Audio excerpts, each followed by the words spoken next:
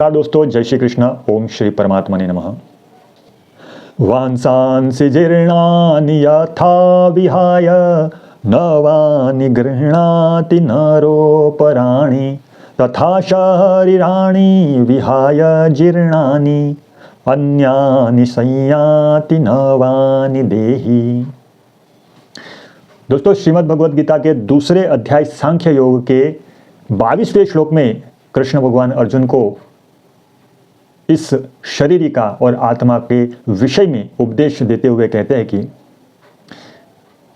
मनुष्य जैसे पुराने कपड़ों को छोड़कर दूसरे नए कपड़े धारण कर लेता है, ऐसे ही यह देही अर्थात यह आत्मा, यह शरीरी पुराने शरीरों को छोड़कर दूसरे नए शरीरों में चला जाता है। मनुष्य जैसे पुराने कपड़ों को छोड़कर दूसरे नए कपड़े धारण कर लेता है, ऐसे ही देही पुराने शरीरों को छोड़कर दूसरे नए शरीर में चला जाता है। वासांसि जीर्णानि यथा विहाय अर्थात इसी अध्याय के 13वें श्लोक में सूत्र रूप से कहा गया था कि देहांतर की प्राप्ति के विषय में धीर पुरुष शौक नहीं करते। अब उसी बात को उदाहरण देकर स्पष्ट रूप से कह रहे हैं कि वासांसि जीर्णानि यथा विहाय। कहने का तात्पर्य है, जैसे पुराने कपड़ों के परिवर्तन पर मनुष्य को शौक नहीं होता, ऐसे ही शरीरों के परिवर्तन पर भी शौक नहीं होना चाहिए। कपड़े मनुष्य ही बदलते रहते हैं, पशु पक्षी नहीं। अतः यहाँ कपड़े बदलने के उदाहरण में नर पद दिया है। यह नर पद मनुष्य योनि का वाचक है और इसमें स्त्री, पुरुष, बालक, बालिकाएं, जवान, बूढ़े आदि सभी आ जाते हैं।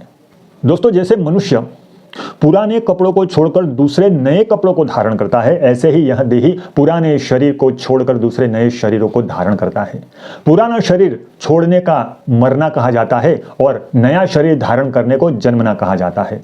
जब तक प्रकृति के साथ संबंध यह रहता है, तब तक यह देही पुराने शरीरों को छोड़कर कर्मों के अनुसार या अंतकालीन चिंतन के अनुसार नए नए शरीर को प्राप्त करता है। यहाँ शरीराणी पद में बहुवचन देने का तात्पर्य है कि जब तक शरीरों को अपने वास्तविक स्वरूप का यथार्थ बोध नहीं होता, तब तक यह शरीरी अंतकाल तक शरीर धारण करता ही रहता है। आज तक इसने कितने शरीर धारण किए होंगे, इसकी गिनती भी संभव नहीं है। इस बात को लक्ष्य में रखकर शरीराणी पद में बहुवचन का प्रयोग किया गया है तथा संपूर्ण जीवों का लक्ष्य कराने के लिए यहाँ देही पद आया है। दोस्तों, इस श्लोक में पूर्वार्ध में जो जीर्ण कपड़ों की बात कही और उत्तरार्ध में जीर्ण शरीरों की बात कही है। अब जीर्ण कपड़ों का दृष्टांत शरीरों में कैसे लागू होगा? कारण कि शरीर तो बच्चों और जवानों के भी मर जाते हैं, केवल बूढ़ों के जीर्ण शरीर मर जाते हो, यह बात तो है नहीं।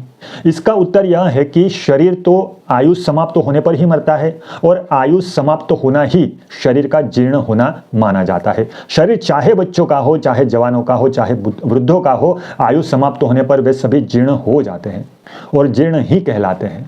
दोस्तों, इस श्लोक में भगवान का कहने का तात्पर्य यह है कि जैसे पुराने कपड़ों को छोड़कर नए कपड़े धारण करने पर भी धारण करने वाला मनुष्य वही रहता है, वैसे ही पुराने शरीर को छोड़कर नए शरीर में चले जाने वाला भी देही ज्यों का त्यों निर्लिप्त रूप से रहता है।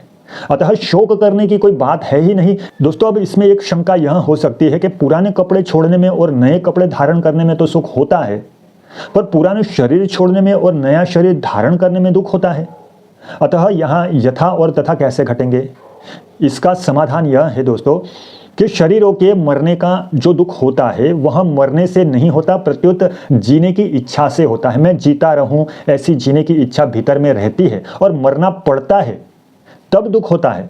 तात्पर्य यह हुआ कि जब मनुष्य शरीर के साथ एकात्मता कर लेता है, तब वह शरीर के मरने से अपना मरना मान लेता है और दुखी होता रहता है। परंतु जो शरीर के साथ अपनी एकात्मता नहीं मानता, उसको मरने में दुख नहीं होता, प्रत्युत आनंद होता है।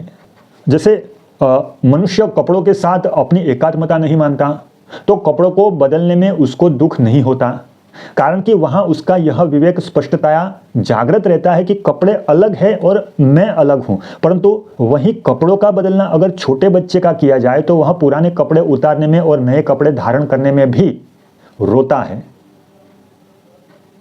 उसका यह दुख केवल मूर्खता है। दोस्तों अब यहाँ पर एक प्रश्न उठता है कि अनादिकाल से जो जन्म मरण चला आ रहा है उसमें कारण क्या है। कर्मों की दृष्टि से तो शुभाशुभ कर्मों का फल भोगने के लिए जन्म मरण होता है, ज्ञान की दृष्टि से अज्ञान के कारण जन्म मरण होता है, और भक्ति की दृष्टि से भगवान की विमुखता के कारण जन्म मरण होता है। इन तीनों में भी मुख्य कारण है कि भगवान ने जीव को जो स्वतंत्रता दी है उसका दुरुपयोग करने से ही जन्म मरण हो रहा है। अब वह जन्म मरण मिटे कैसे। किसी मिली हुई स्वतंत्रता का सदुपयोग करने से जन्म मरण मिट जाएगा। तात्पर्य है कि अपने स्वार्थ के लिए कर्म करने से जन्म मरण हुआ है, अतः अपने स्वार्थ का त्याग करके दूसरों के हित के लिए कर्म करने से जन्म मरण मिट जाएगा। भगवान से विमुख होने से जन्म मरण हुआ है, अतः भगवान के सन्मुख होने से जन्म मरण मिट जाएगा। दोस्तों इस श्लोक का परिशिष्ट भाव देख लेते हैं। मनुष्य नई नई वस्तु चाहता है तो भगवान भी उसको नई नई वस्तु शरीर आदि सामग्री देते ही रहते हैं। शरीर बूढ़ा हो जाता है तो भगवान उसको नया शरीर दे देते हैं। अतः नई नई इच्छा करना ही जन्म मरण का हेतु है।